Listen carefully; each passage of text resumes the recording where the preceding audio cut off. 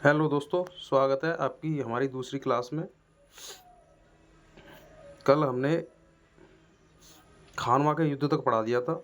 अब ये क्लास हमारी जो नंबर 2 क्लास है, भाग 2। मुग़ल साम्राज्य चल रहा था, इसमें बाबर के हमारे 2 युद्ध रह गए थे। आज हम इनको कवर करेंगे। ये हमारी दूसरी वीडियो है। आपका इस वीडियो में बहुत बहुत स्वागत है। तो आज हम पढ़ेंगे यहाँ से, एक तो हम चंदेरी का युद्ध पढ़ेंगे और दूसरा पढ़ेंगे घाघरा का। 2 युद्ध पढ़ेंगे।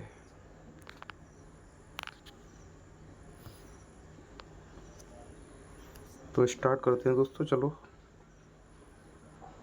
आते हैं युद्धों पे।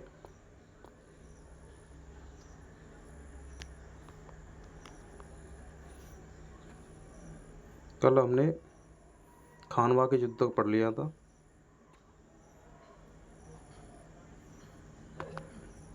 आज पढ़ेंगे हम चंदेरी का युद्ध।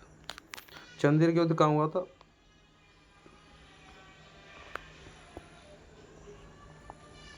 चंदेरी का युद्ध हुआ था 29 जनवरी 1528 ईस्वी को हुआ था चंदेरी का युद्ध।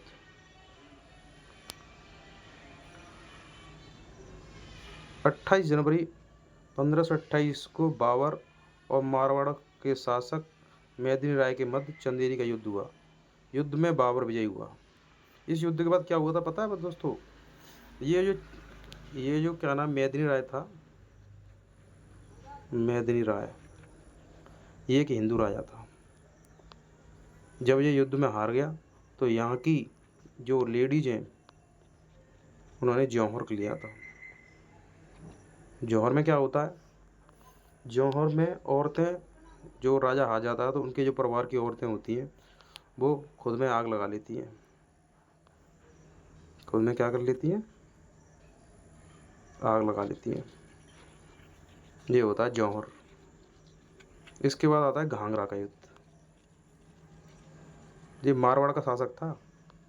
मेदिनी राय को हिंदू राजा था, राजपूत।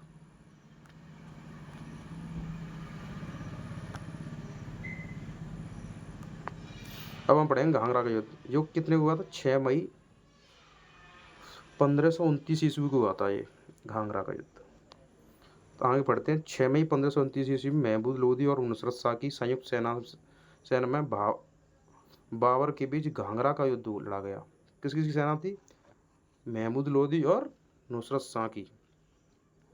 बाबर को भारत में आगमन के लगातार युद्ध, जब क्या नाम बाबर भारत में आया तो आगमन के साथ ही लगातार युद्ध करता रहना पड़ा उसे। अंततः बाबर आगरा में बीमार पड़ा। 27 दिसंबर 1520 ईस्वी को आगरा में ही उसकी मृत्यु हो गई। उसके शव को आगरा के आराम बाग, जो आजकल उसे राम बाग बोलते हैं, राम बाग चौराहा उसी के पास ही है, चौराहे भी बन रहा है ये। जिसके बाद उसे काबुल दफनाया गया। बाबर का मकबरा काबुल में है। ये बहुत कभी कभी क्वेश्चन पूछ लिया जाता है कि बाबर का मकबरा कहाँ है? काबुल में। इन दोनों युद्धों में, चाहे वो चंदेरी का सही चाहे घाघरा का सही, सभी युद्धों में बाबर विजयी रहा था। सभी युद्धों में बाबर विजयी रहा था। बाबर का पुत्र हुमायूं, जो काबुल में मकबरा था किसका? बाबर का। उसके पुत्र हुमायूं ने बनवाया था। कभी कभी पूछ लेते हैं कि बाबर का मकबरा कहाँ है? काबुल में, अफगानिस्तान काबुल में। जो बाबर था वो संस्कृत, लैटिन, फारसी और तुर्की भाषाओं का ज्ञाता था। कभी कभी पूछ लेता है कि जो बाबर था वो कौन कौन सी भाषा जानता था? वो लैटिन जानता था, वो तुर्की जानता था, भाषाओं को ज्ञाता था, लैटिन, तुर्की और फारसी जानता था। इसी बाबर ने तुर्की भाषा में, कौन सी भाषा में? तुर्की भाषा में अपनी आत्मकथा लिखी। उसे कहते हैं बाबरनामा, जो चंगताई तुर्की भाषा में लिखी हुई है।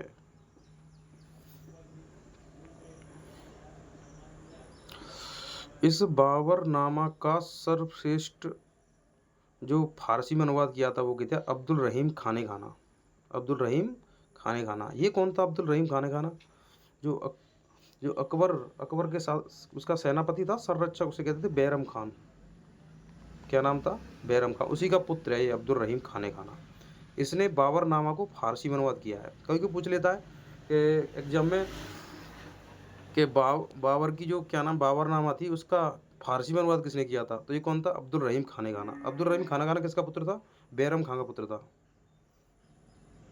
इसका सर्वप्रथम अंग्रेजी में अनुवाद 1827 में लीड एम एर्स्किन ने किया और अंग्रेजी में अनुवाद फारसी भाषा के 1905 मिसेज बेबी सीरीज ने किया।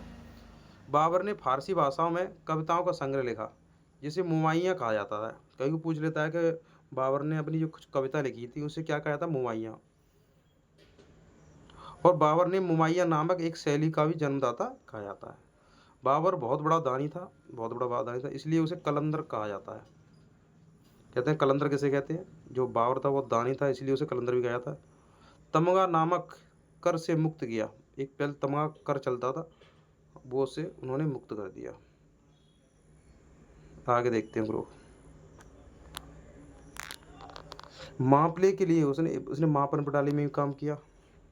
किसमें क्या काम किया? मापन प्रणाली में। मापन प्रणाली में उसने क्या क्या क्या क्या काम किया? देखते हैं दोस्तों क्या क्या काम किया उसने मापन प्रणाली में। मापने के लिए उसने गजे बाबरी का प्रयोग किया। गजे बाबरी का प्रयोग किया जो हुमायूं के काल तक प्रचलित रहा। कहाँ तक? जो हुमायूं के काल तक प्रचलित रहा।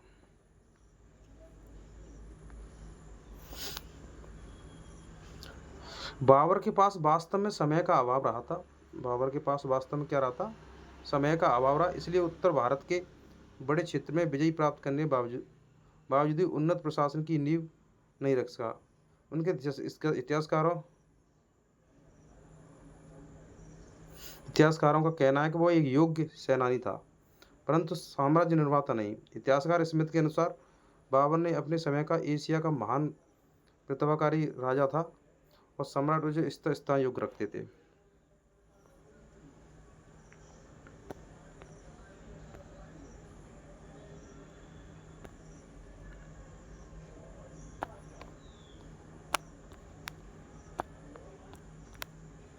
जी उसका ये आज तक हमने पढ़ लिया।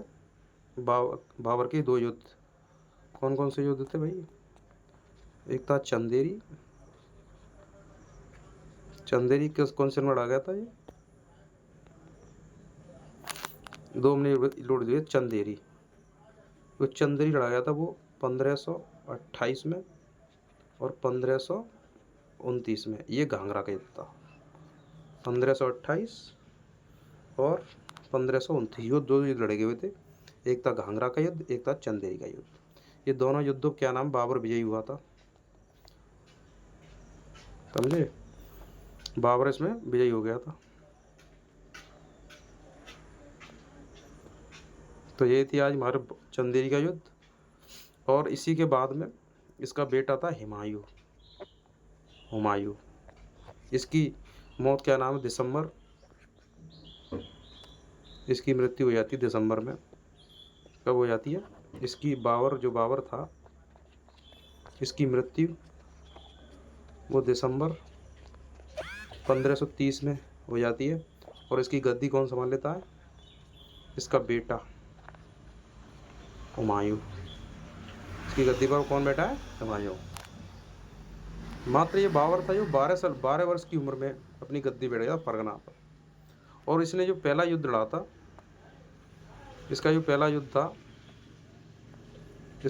युद्ध था उसे कहते हैं पानीपत का युद्ध। ये उसका 5वां अटैक था भारत में। कौन सा अटैक था? पानीपत का युद्ध। जो पानीपत का युद्ध था ये कौन सा युद्ध था उसका? 5वां अटैक था ये। बाबर इससे पहले 4 बार अटैक कर चुका था भारत पे। 4 बार उसने अटैक किया। कहाँ? भारत पर। ये चीज़ याद है। कहीं कहीं पूछ लिया पानीपत का युद्ध उसका कौन सा अभियान था, तो ये कौन सा था? 5वां अभियान था इसका। ठीक है दोस्तों, ये था बाबर के सब्र युद्ध।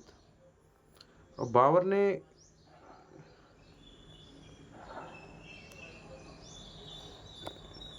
ओके दोस्तों, ये हमारी क्लास यहीं ख़त्म होती है। आगे हम हुमायूं को पढ़ेंगे जो हमारा भाग 3 होगा। जो इसका बेटा था हुमायूं। ओके।